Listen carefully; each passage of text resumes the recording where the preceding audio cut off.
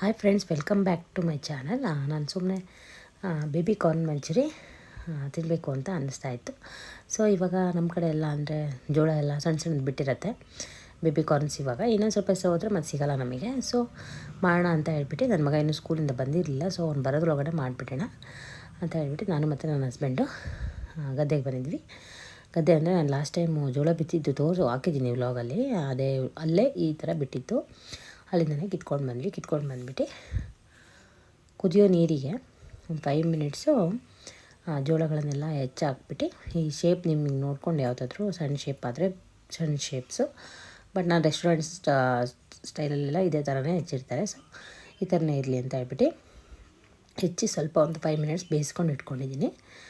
ಅದಾದಮೇಲೆ ಒಂದು ಬೌಲ್ಗೆ ಮೈದಾ ಹಿಟ್ಟು ಮತ್ತು ಕಾರ್ನ್ಫ್ಲವರು, ಮೈದಾ ಹಿಟ್ಟು ಒಂದು 3 ಸ್ಪೂನು, ಕಾರ್ನ್ಫ್ಲವರ್ ಒಂದು 4 ಸ್ಪೂನ್ ಹಾಕ್ಕೊಂಡು ಅದಾದಮೇಲೆ ಖಾರದ ಪುಡಿ 1 ಟೇಬಲ್ ಸ್ಪೂನಷ್ಟು ಖಾರದ ಪುಡಿ ಆದರೆ ಸಾಕು.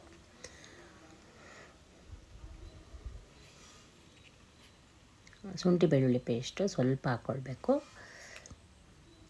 ಆಮೇಲೆ ಟೇಸ್ಟಿಗೆ ಎಷ್ಟು ಬೇಕೋ ಅಷ್ಟು ನೋಡ್ಕೊಂಡು ಉಪ್ಪು ಹಾಕ್ಕೊಳ್ಳಿ.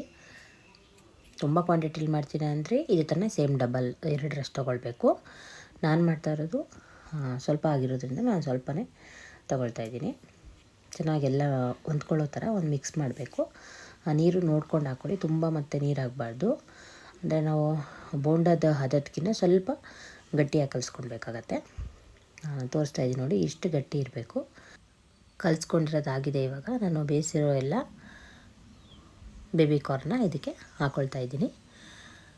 ಎಲ್ಲ ಚೆನ್ನಾಗಿ ಒಂದೊಳ್ಳೆ ಮಿಕ್ಸ್ ಮಾಡಬೇಕು. ಅಂದರೆ ಸ್ವಲ್ಪ ಹತ್ಕೊಳ್ಳೋದು ಆ ಥರ ಆಗಿರಬಾರ್ದು, ಫುಲ್ ಎಲ್ಲ ಕವರ್ ಆಗಬೇಕು. ಆ ಥರ ಚೆನ್ನಾಗಿ ಕೈಯಲ್ಲಿ ಚೆನ್ನಾಗಿ ಮಿಕ್ಸ್ ಮಾಡ್ಕೊಳ್ಳಿ.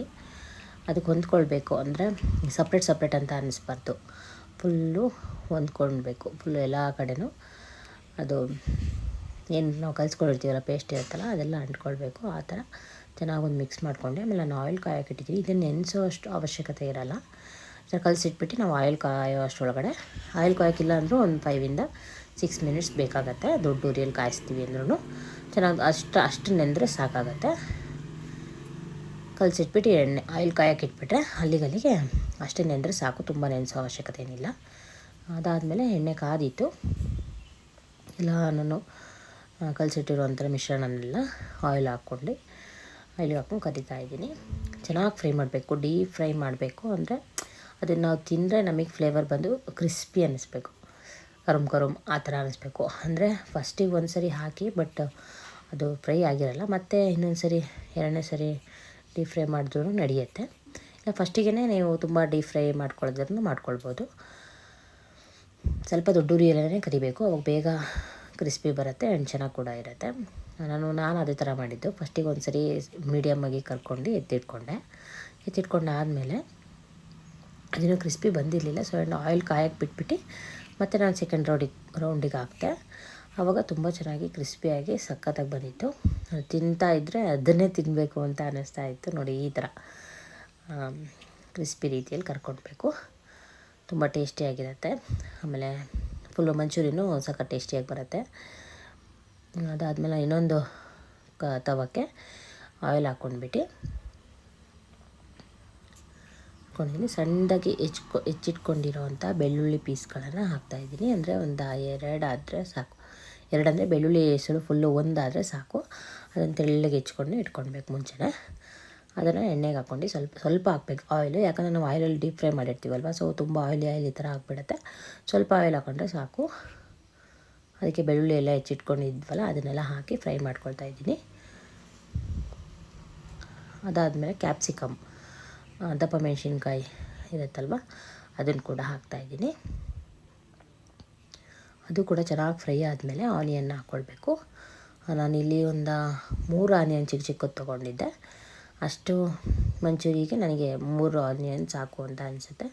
ಸೊ 3 ಆನಿಯನ್ನ ಹೆಚ್ಚಿಟ್ಕೊಂಡಿದ್ದೆ, ಅದನ್ನು ಹಾಕ್ತಾಯಿದ್ದೀನಿ. ಚೆನ್ನಾಗಿ ಒಳ್ಳೆ ಡೀಪ್ ಫ್ರೈ ಆಗಬೇಕು, ಅಂದರೆ ಗೋಲ್ಡನ್ ಬ್ರೌನ್ ಕಲರ್ ಬರಬೇಕು ಆನಿಯನ್. ಮತ್ತು ಅದೇನು ನಾವು ಫ್ರೈ ಮಾಡ್ತಾ ಇದ್ದೀವಲ್ವ ಅದೆಲ್ಲ ಫುಲ್ಲು ಆಯಿಲೆಲ್ಲ ಡ್ರೈ ಆಗಬೇಕು. ಅದೆಲ್ಲ ಆದಮೇಲೆ soya sauce, dark soya sauce ಅಂತ ಹೇಳ್ಬಿಟ್ಟು ಸಿಗುತ್ತೆ ಎಲ್ಲ ಮಾಲ್ಗಳಲ್ಲಿ ಎಲ್ಲ ಕಡೆನೂ. ಅದೊಂದು ಸ್ವಲ್ಪ ಹಾಕ್ಕೊಳ್ಬೇಕಂದ್ರೆ ನೋಡಿ ನಾನೀಗ ಹಾಕ್ತಾಯಿದ್ದೀನಿ, ತೋರಿಸ್ತಾ ಇದ್ದೀನಿ. ಒಂದು ಮುಚ್ಚುಳದಷ್ಟು ಅದರಲ್ಲಿ ಇರೋದಲ್ಲ ಮುಚ್ಚುಳ ಅದರಷ್ಟು ಹಾಕಿದ್ರೆ ಸಾಕು. 1.5 ಅದು ಸಾಕಾಗುತ್ತೆ. ಟೊಮೊಟೊ ಕೆಚಪ್ ಕೂಡ ಒಂದು 2 ಮುಚ್ಚುಳದಷ್ಟು ಹಾಕಬೇಕಾಗತ್ತೆ. ರೆಡ್ ಚಿಲ್ಲಿ ಸಾಸ್ನ ನಾನು ಮನೆಯಲ್ಲೇ ಮಾಡ್ಕೊಂಡಿದ್ದು. ಒಂದು 6 ಒಣಮೆಣ್ಸಿನ್ಕಾಯಿ ನೆನೆಯೋಕೆ ಇಟ್ಬಿಟ್ಟು, ಬಿಸಿರಲ್ಲಿ ನೆನೆಯೋಕೆ ಇಟ್ಬಿಟ್ಟು ಅದನ್ನು ತಗೊಂಡು, ಅದಾದಮೇಲೆ ಅದಕ್ಕೆ ಬೆಳ್ಳುಳ್ಳಿ ಒಂದು 4 ಎಸಳು, ಒಂದು ಟೇಬಲ್ ಸ್ಪೂನಷ್ಟು ಶುಗರ್ ಹಾಕ್ಬಿಟ್ಟು ಗ್ರೈಂಡ್ ಮಾಡ್ಕೊಳ್ಬೇಕು. ನೈಸಿಗೆ ಗ್ರೈಂಡ್ ಮಾಡ್ಕೊಳ್ಬೇಕು. ತುಂಬ ನೈಸಲ್ಲ, ಸ್ವಲ್ಪ ತರಿ ಮೀಡಿಯಮಾಗಿ ನೈಸ್ ಮಾಡಿಕೊಂಡ್ರೆ ಆಗ ರೆಡಿ ಆಗುತ್ತೆ ಮನೆಯಲ್ಲೇ ಚಿಲ್ಲಿ ಸಾಸು. ತುಂಬ ಈಸಿ ಚಿಲ್ಲಿ ಸಾಸ್ ಮಾಡೋದು. ತೊಗೊಳ್ಬರೋಕ್ಕೆ ನನಗೆ ಮರ್ತೋಗಿತ್ತು, ಸೊ ನಾನು ಮನೇಲೇ ಮಾಡಿದೆ. ಅದಾದಮೇಲೆ ಕಾರ್ನ್ಫ್ಲವರ್ ಹಿಟ್ಟು ಒಂದು 2.5 ಟೇಬಲ್ ಸ್ಪೂನ್ ಅಷ್ಟು ಕಾರ್ನ್ಫ್ಲವರ್ ಹಿಟ್ಟನ್ನ ಹಾಕ್ಕೊಂಡು, ಸ್ವಲ್ಪ ನೀರು ಹಾಕ್ಕೊಂಡು ಚೆನ್ನಾಗಿ ಗಂಟಿಲ್ಲದೆ ಇರೋ ರೀತಿ ಮಿಕ್ಸ್ ಮಾಡಿಬಿಟ್ಟು ಹಾಕ್ಕೊಳ್ಬೇಕು. ಅದಾಕ್ಬಿಟ್ಟು ಚೆನ್ನಾಗಿ ಅದೆಲ್ಲ ಫುಲ್ ವೈಟ್ ಇರುತ್ತಲ್ವ ಕಾರ್ನ್ಫ್ಲವರಿಂದ, ಅದೆಲ್ಲ ಪೂರ್ತಿ ಹೋಗಿ ಕಲರೇ ಚೇಂಜ್ ಆಗುತ್ತೆ. ಹೀಗೆ ಸ್ವಲ್ಪ ಕೈ ಆಡ್ತಾ ಇರಬೇಕು. ಉರಿ ಸ್ವಲ್ಪ ದೊಡ್ಡದಾಗಿರಬೇಕು. ಟೇಸ್ಟ್ ಕೂಡ ಸ್ವಲ್ಪ ನೋಡ್ಕೊಳ್ಳಿ ಇವಾಗಲೇ ಯಾವ ಥರ ಟೇಸ್ಟ್ ಬಂದಿದೆ ಅಂತ ಹೇಳ್ಬಿಟ್ಟು. ಸಾಲ್ಟ್ ಸ್ವಲ್ಪ ಹಾಕ್ಕೊಳ್ಬೋದು, ಇಲ್ಲ ನಾವು ಅದಕ್ಕೆ ಹಾಕಿರ್ತೀವಲ್ಲ ಸಾಕು ಅಂದರೆ ಓಕೆ. ಅದೆಲ್ಲ ಹಾಕ್ಕೊಂಡು ಈಗ ಫ್ರೈ ಮಾಡಿದ್ವಲ್ವ ಬೇಬಿ ಕಾರ್ನ್ನ ಎಲ್ಲ ಹಾಕ್ತಾಯಿದ್ದೀನಿ. ಹಾಕ್ಬಿಟ್ಟು ಚೆನ್ನಾಗಿ ಒಳ್ಳೆ ಮಿಕ್ಸ್ ಮಾಡಬೇಕು. ಈಗ ರೆಡಿಯಾಗಿದೆ. ತುಂಬ ಯಾವ ರೆಸ್ಟೋರೆಂಟಿಗೂ ಕಡಿಮೆ ಇಲ್ಲ, ಅಷ್ಟು ಟೇಸ್ಟಿಯಾಗಿತ್ತು. ನನ್ನ ಹಸ್ಬೆಂಡ್ ಕೂಡ ಹೇಳ್ತಾಯಿದ್ರು ಸಖತ್ ಟೇಸ್ಟಿಯಾಗಿದೆ. ಮನೆ ಮಕ್ಕಳು ಎಲ್ಲ ತುಂಬ ಖುಷಿ ಪಡ್ಕೊಂಡು ತಿಂದರು ಮಾತ್ರ.